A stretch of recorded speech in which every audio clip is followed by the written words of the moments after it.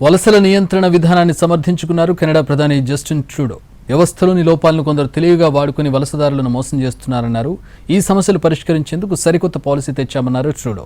దీంతో పాటు ఇన్ఫ్రాస్ట్రక్చర్ కూడా ఏర్పాటు చేసుకోవాల్సి ఉందన్నారు. కెనడా వలసల నియంత్రణ విధానంలో సహేతుకతను వెల్లడించారు ఆ దేశ ప్రధాని జస్టిన్ ట్రూడో. కొందరు దుర్మార్గులు వ్యవస్థలోని లోపాలను వాడుకుని ప్రజలను దోచుకుంటున్నారని ట్రూడో ఆవేదన వ్యక్తం చేశారు. ముఖ్యంగా అమాయకులైన వలసదారులకు ఉద్యోగాలిప్పిస్తామని, డిప్లొమాలు పూర్తి చేయిస్తామని, పౌరసత్వం తేలిగ్గా లభిస్తుందని ఆశలు చూపి మోసం చేస్తున్నారన్నారు ట్రూడో. ఈ తరహా సమస్యలు పరిష్కరించడానికే సరికొత్త పాలసీని తీసుకొచ్చామన్నారు ట్రూడో. దాంట్లో భాగంగా రానున్న 3 ఏళ్లలో తాత్కాలిక, శాశ్వత నివాసాల కోసం వచ్చేవారి సంఖ్యను గణనీయంగా తగ్గిస్తామని చెప్పారు.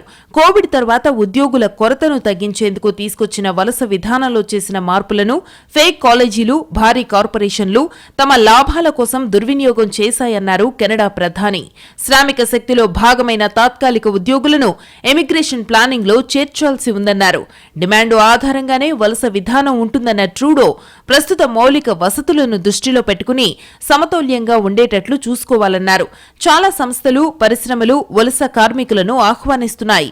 కానీ ఇక్కడి హౌసింగ్, ఆరోగ్య సౌకర్యాలు, సోషల్ సర్వీస్ అంతే వేగంగా విస్తరించడం లేదు. వలస విధానంలో తాజా మార్పులతో ఇక్కడి కమ్యూనిటీలు లక్షల కొద్దీ ఇళ్లు నిర్మించి సిద్ధమయ్యేందుకు సమయం లభిస్తుందని ట్రూడో వివరించారు. అంతర్జాతీయ విద్యార్థుల సంఖ్యను నియంత్రించడంతో టొరంటో, వాంకూవర్ వంటి నగరాల్లో అద్దెల ధరలు దిగొస్తున్నాయన్నారు ట్రూడో. 2025-27 మధ్య సరికొత్త వలస విధానాల ప్రకారం శాశ్వత నివాసదారు పర్మిట్లను 21% తగ్గించనున్నారు. అదే తాత్కాలిక నివాస పర్మిట్ల సంఖ్యను 2026 నాటికి 40% కుదించనున్నారు. ఇక అంతర్జాతీయ విద్యార్థుల సంఖ్యలో కూడా 10% కోత విధించనున్నారు.